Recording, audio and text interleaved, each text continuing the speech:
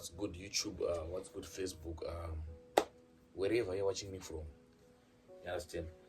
So I guess I just wanna like have a short conversation with you or you. So if it's the first time, please like, comment, share, subscribe to my YouTube channel. And if you are watching this Facebook, please just press the follow button. You understand? And yeah, comment, and I would can actually comment and I would into 2K. Comment, you understand? So you guys, today I wanna talk about nyaya yekutrenda nyaya Tytie nenyaya yanyati. Like tikada kuya ku-statistics kana mudzi analytics kana mudzi shi ora ngatingoti kuma-numbers, you understand? So far kuma-numbers i10-0 so far. 10-0 kutaura about kuside kwaTytie next side kwaNyathi, you understand?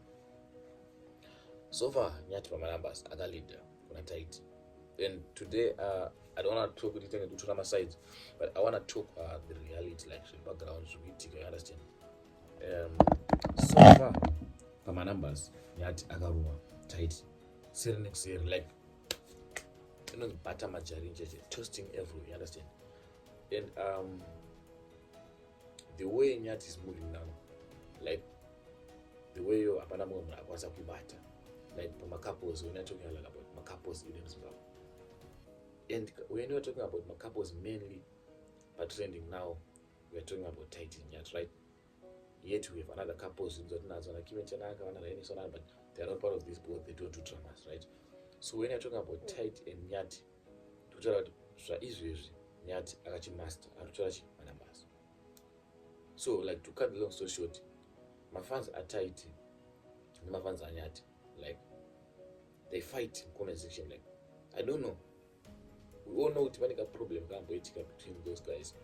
And yeah, cut dispute lokachika critica power, and now it's really good when we compare these two. So Tytie, he thinks or anoshiti they're the goats, they're the guru, you understand? Just because I got 1.3 million followers and his content, from creating drama, you understand? And munhu kuti akanga asaiza munhu wese, akanga adzonzo munhu wese ari pasi pake, achambobva kwawana munhu achada blow up kupfuura iye, you understand? But let me tell you something.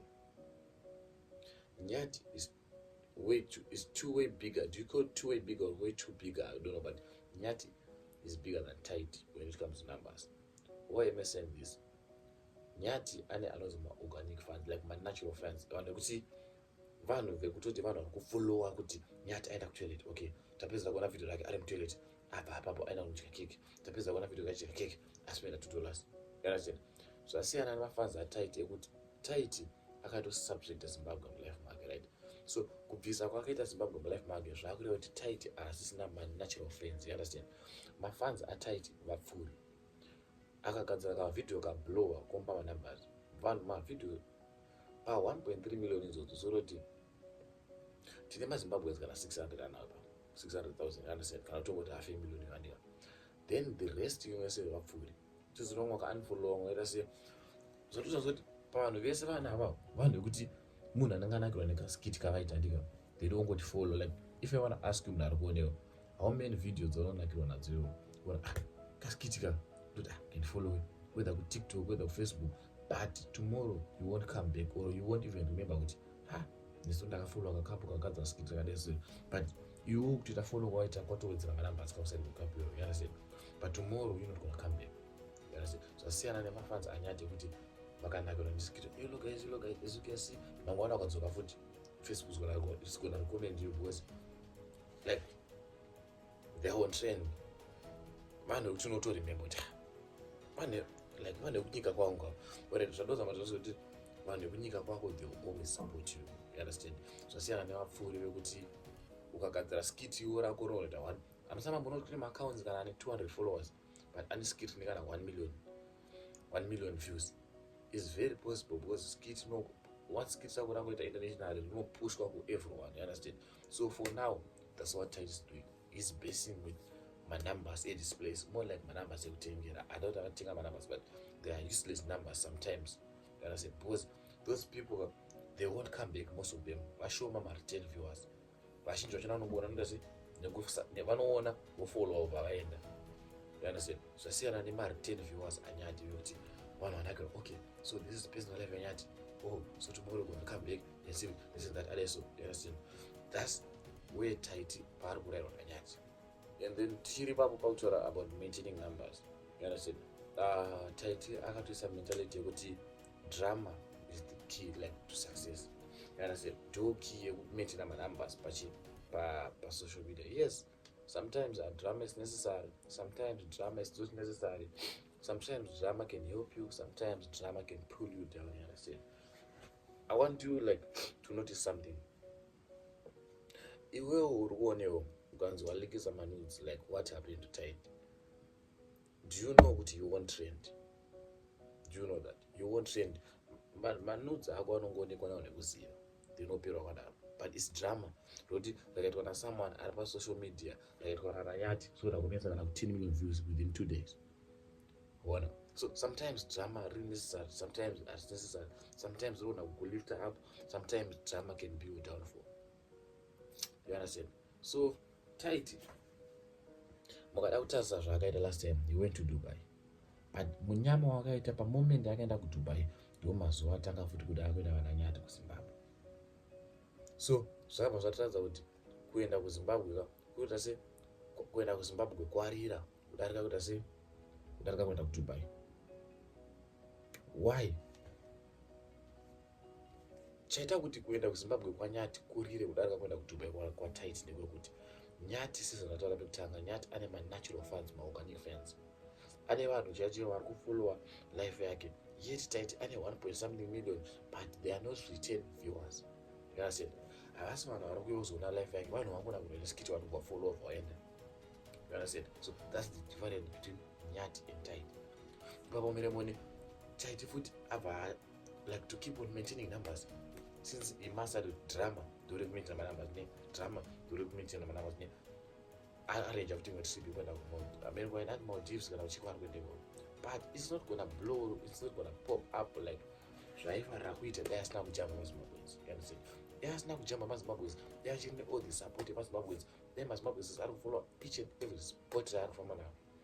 You understand? But the fact yekuti vanhu vaanawo mafollowers vaanawo, they are not natural fans, vapfuri. So Tytie ari kuenda kuMaldives haanei nazvo. You understand? Vanhu vachangoonawo pangonzi Maldives, vongori comment because aone video, vongo. Sometimes don't be shocked nemaviews. Even I am on social media, I know how these things works. You can have video ne 1 million views, but rinenge rangoonekwa 3 first seconds munhu akutopasa video. It's pointless kuti ungoona video rangoonekwa nevanhu just because rari comment on Facebook, not kuti munhu anyatsoona inonyatsoona full race. You understand? It's like, kana uri kuYouTube unozvinzwisisa, kana uri kuFacebook unozvinzwisisa, unoona video rani kwa minute, video rani kwa 3 seconds, video manaka. If there's anyone who wanna bet with me kuti kuenda kwaita Tytie kuMaldives kuchatadza kurira, even kuchanyaradzwa nekuenda kuchera vana Nyathi kuZimbabwe, kunoita 2 kwenda kukadoka, 2 kwenda kumamisha, wari kuenda every wari kuenda around Zimbabwe, kuenda kwaari kuiteko kucharira more than kuenda kwaita naTytie kuMaldives. Kana paradaita bet name isangomeze, we are not fighting, but kana pane munhu adaisa bet name isangomezation. Why? Because paita difference real fans and atingati fake fans, but mafans enguva iyoyo.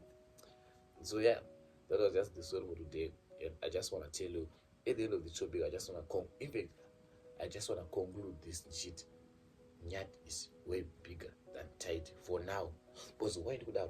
Remember my days where I Tytie post achiti aita 3,000 something thousand years baby, and those days Tytie anga about 300 something followers, 300,000 something followers. Now Nyathi is almost 800,000 something followers, which means that he's making more than 3 something thousand years. Over 5 to 6k, according to my own estimations. And singazikana vakubhadharwa, but ndomari dzafanira kubhadharwa, vafanira kubhadharwa times 2 yakapostwa naTytie bye ma 7-8k US dollars. Aisimari kutamba nayo. 1,000 years is 20,000. Chona 20, 40, 60, 80, almost Nyathi ari kuwana almost kuma 120, 140,000 rands. Aisimari kutamba nayo. That's why he's now affording a flat anogara pangotori kuma 20,000. It's possible.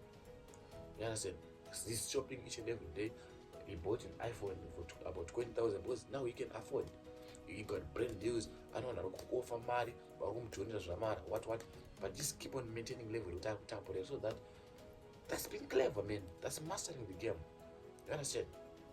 That's mastering the game. You understand? So today's conversation was just between Tytie and Nyathi. I don't want to go deep with it. Just we don't know penny crossed got Tytie. So I don't know penny crossed got Tytie. Nyathi. Now go getting deeper into the cases. But yeah, that was the video today. I bet guys hope you enjoyed the video. If you enjoyed the video, please like, comment, share, subscribe my YouTube channel. Press my car YouTube channel. Press my car TikTok. Press my car YouTube. Press my car Facebook. Press my car Instagram. Each and every way. Press my car. Can all go write this thing Facebook. Follow. And thank you for watching, guys. I love you so much. Besides doing blog, guys, I can't blogging. Because like I was just getting bored. When I went up and Tytie and Nyathi, and I tango to two hours now to video, understood. So I was ending up that pin on the one more. But now I'm jumping in the more. No pindura. You can't even want to use pindura. I only took out Segura, go to never could destroy a little conversation. Understood.